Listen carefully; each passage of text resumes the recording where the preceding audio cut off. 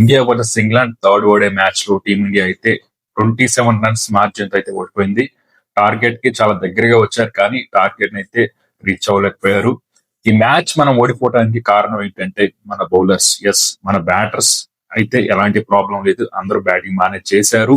Top order especially బాగానే ఆడారు. Middle order అయితే కొలాప్స్ అయింది, కానీ కాకపోతే మిడిల్ ఆర్డర్ కొలాప్స్ అవ్వటానికి కూడా కారణాలు అయితే లేకపోలేదు. రిక్వైర్డ్ రన్ రేట్ అనేది మరీ ఎక్కువ పెరిగిపోయింది. దాంతో వాళ్ళు ప్రెషర్ లోకి వెళ్ళిపోయి అవుట్ అయిపోయారు తప్ప బ్యాటింగ్ ఫెయిల్యూర్ అయితే నేను అనను. ఖచ్చితంగా బౌలింగ్ ఫెయిల్యూరే అని చెప్పాలి ఈ మ్యాచ్ లో. ఎందుకంటే 387 రన్స్ ఇచ్చారు మన బౌలర్స్. నిజంగా అసలు ఇంత దారుణంగా బౌలింగ్ చేశారంటే నిన్న మ్యాచ్ లో గుర్నూర్ బ్రార్ అయితే సెంచరీ మిస్ అయ్యాడు జస్ట్ 3 రన్స్. 10 ఓవర్లు వేసి 97 రన్స్ ఇచ్చాడు. అలాగే ప్రిన్స్ యాదవ్ అయితే ఆల్మోస్ట్ 80 రన్స్ ఇచ్చాడు. ఎక్స్పీరియన్స్డ్ హర్షదీప్ సింగ్ కూడా 70 రన్స్ ఇచ్చాడు. ప్రసిద్ధ్ కృష్ణ కూడా 70 రన్స్ ఇచ్చాడు. అక్షర్ పటేల్ ఒక్కడే కాస్త బెటర్ బౌలింగ్ చేశాడు. తనే 10 ఓవర్స్ లో 60 రన్స్ మాత్రం ఇచ్చాడు. మిగిలిన బౌలర్స్ తో కంపేర్ చేస్తే అక్షర్ పటేల్ కాస్త బెటర్ బౌలింగ్ చేశాడు అనిపించింది.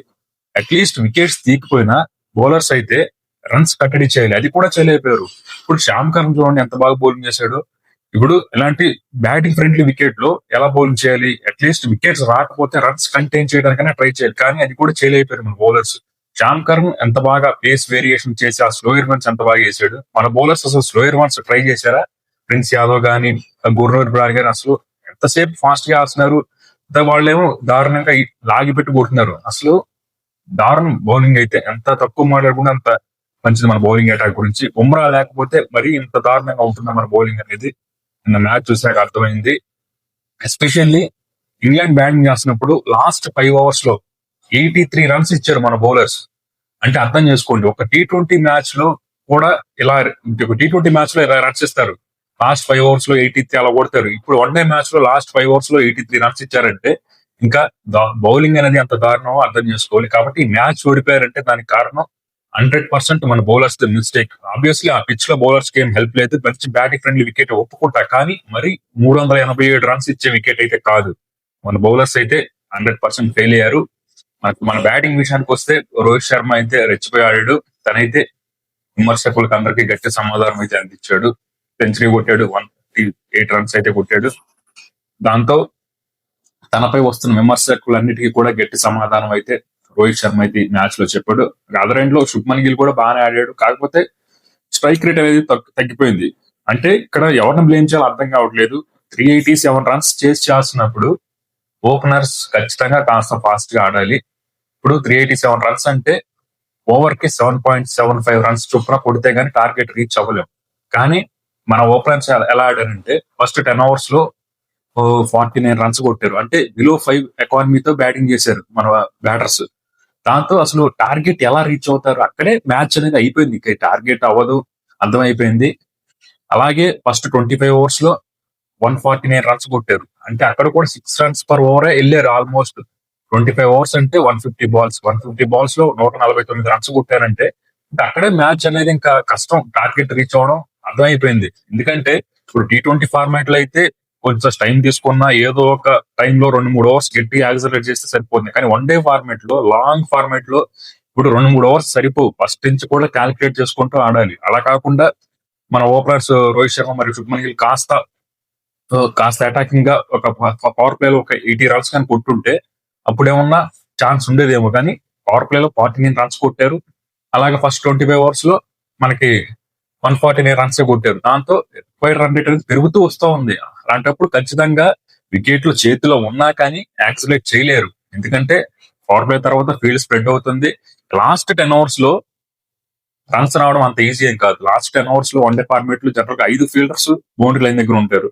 లాస్ట్ 10 ఓవర్స్ లో కొట్టడం అంత ఈజీ కాదు. మరి వాళ్ళు ఎట్ట కొట్టారు ఇంగ్లాండ్ బ్యాటర్స్ లాస్ట్ 5 ఓవర్స్ లో ఎక్కువ రన్స్? అంటే అది మన బౌలింగ్ ఒక డొల్లతనం అనమాట.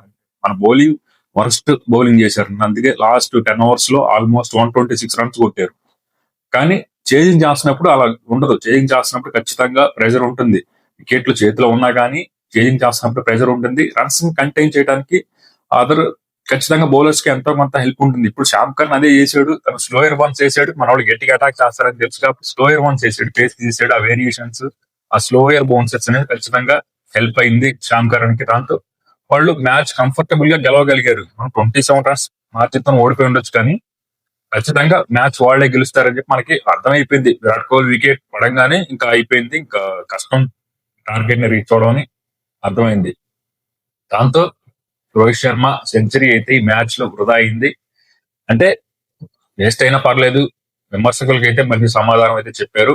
సీనియర్ బ్యాటర్స్ ఎంత ఇంపార్టెంట్ ఇలాంటి అవే కండిషన్స్ లో ఈ మ్యాచ్ చూస్తే అర్థమవుతుంది. గౌతమ్ గంభీర్ టీమ్ సెలక్షన్ అయితే నాకైతే ఏ మాత్రం కూడా నచ్చలేదు అసలు ఈ మ్యాచ్ లో. బుమ్రాని పక్కన పెట్టారు సరే, అలాంటప్పుడు హర్షదీప్ సింగ్ తీసుకున్నారు కదా బుమ్రా ప్లేస్ లో. మరి మీరు అసలు కుల్దీప్ యాదవ్ కి ఛాన్స్ ఎందుకు ఇవ్వలేదు? ఇప్పుడు అక్షర్ పటేల్ బెటర్ గా బౌలింగ్ చేసాడు, మిగిలిన బౌలర్స్ అందరితో కంపేర్. అలాంటప్పుడు కుల్దీప్ యాదవ్ ఉంటే ఇంకా బెటర్ గా బౌలింగ్ చేసేవాడేమో తనకంటే. కాబట్టి కుల్దీప్ ని అసలు ఎందుకు స్క్వాడ్ లో తీసుకున్నారు? తనకు ఒక్క ఛాన్స్ కూడా ఇవ్వకుండా ఇన్ఎక్స్పీరియన్స్ బౌలర్స్ ని పెట్టుకొని మీరు మ్యాచ్లు గెలుద్దాం అనుకుంటే లెఫ్ట్ ఫారిన్ కండిషన్స్ లో అది అయ్యే పనే కాదు. సౌత్ ఆఫ్రికాలో ఇంకా టఫ్ కండిషన్స్ ఉంటాయి బ్యాటర్స్ కి. అలాగే అక్కడ ఎక్స్పీరియన్స్ అనేది చాలా చాలా ఇంపార్టెంట్. అసలు మహమ్మద్ సిరాజ్ ఎటుపోయాడు, మహమ్మద్ షమి ఎటుపోయాడు, అసలు ఏం అర్థం కావట్లేదు అనమాట. వీళ్ళందరినీ కంప్లీట్ గా పక్కన పెట్టేసి ఏదో ఒక కొత్త కుర్రాళ్లతో ఒక కొత్త టీం తయారు చేసుకొని నేను వరల్డ్ కప్ గెలిచి నేనేంటో ప్రూవ్ చేయాలన్నట్టుగా కోచ్ గారు అయితే వ్యవహరిస్తున్నట్టయితే అర్థమవుతుంది. అదంతా జరిగే పని కాదు. ఎప్పుడైనా సరే అవే కండిషన్స్ లో ఎక్స్పీరియన్స్ ఉండాలి. T20 క్రికెట్ లో మీరు ఎన్ని ప్రయోగాలు చేయొచ్చు కుర్రాళ్లతో, ఎందుకంటే T20 క్రికెట్ లో ఒకరు కాకపోయినా ఇంకొకరు వచ్చి కొడతారు, వికెట్స్ పట్ల పెద్ద ప్రాబ్లం ఉంటుంది. కానీ వన్ డే ఫార్మాట్ లో ఏంటంటే ఓపిక్ గా ఆడాలి, సిచ్యువేషన్ తగ్గట్టు ఆడాలి. కాబట్టి ఎక్స్పీరియన్స్ అనేది వన్ డే క్రికెట్ లో ఎంతో ఇంపార్టెంట్. కాబట్టి గౌతమ్ గంభీర్ ఇప్పుడైనా సరే రోహిత్ శర్మని విరాట్ కోహ్లీని పక్కన పెట్టాలి అనే ఉద్దేశాన్ని పక్కన పెట్టి తను బౌలింగ్ ని ఎలా స్ట్రాంగ్ చేసుకోవాలి, అలాగే మిడిల్ ఆర్డర్ ని యంగ్ ప్లేయర్స్ ని ఎలా గ్రూమ్ చేయాలి, వాళ్ళతో ఎలా బెటర్ గా ఎలా బ్యాటింగ్ చేయించాలి, ఇలాంటి ఫారెన్ కండిషన్స్ లో వాళ్ళు ఎలా బ్యాటింగ్ చేయాలి దానిపై ఎక్కువ దృష్టి పెడితే బాగుంటుంది. అంతే తప్ప ఎంతసేపు విరాట్ కోహ్లీ రోహిత్ శర్మ మీద ఫోకస్ పెట్టి వాళ్ళు ఎప్పుడు ఫెయిల్ అవుతారా, ఎప్పుడు టీం నుంచి తీసేద్దామా అన్న ఆలోచన పక్కన పెట్టి మిగిలిన విషయాల గురించి ఆలోచిస్తే ఇటు కోచ్ గానీ ఇటు చీఫ్ సెలెక్టర్ అజిత్ అగార్కర్ కానీ చాలా బాగుంటుంది.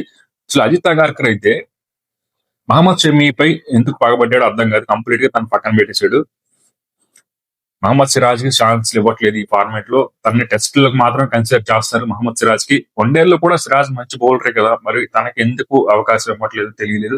కుల్దీప్ యాదవ్ ని ఈ సిరీస్ లో ఒక్క మ్యాచ్ కూడా ఆడించకపోవడం ఇది చాలా చాలా మైనస్ అయింది టీమిండియాకి. తెలియట్లేదు కానీ ఈ వికెట్ లో స్పిన్నర్స్ కి ఎంతో కొంత హెల్ప్ ఉంది, ఫాస్ట్ బౌలర్స్ కి ఏం లేదు. కాకపోతే ఇంగ్లాండ్ బౌలర్స్ మన బౌలర్స్ కంటే కాస్త ఎక్స్పీరియన్స్డ్ బౌలర్స్, వాళ్ళు బెటర్ గా బౌలింగ్ చేశారు మనకంటే. అందుకే వాళ్ళు మ్యాచ్ గెలిచారు, మనం మ్యాచ్ ఓడిపోయామంతే.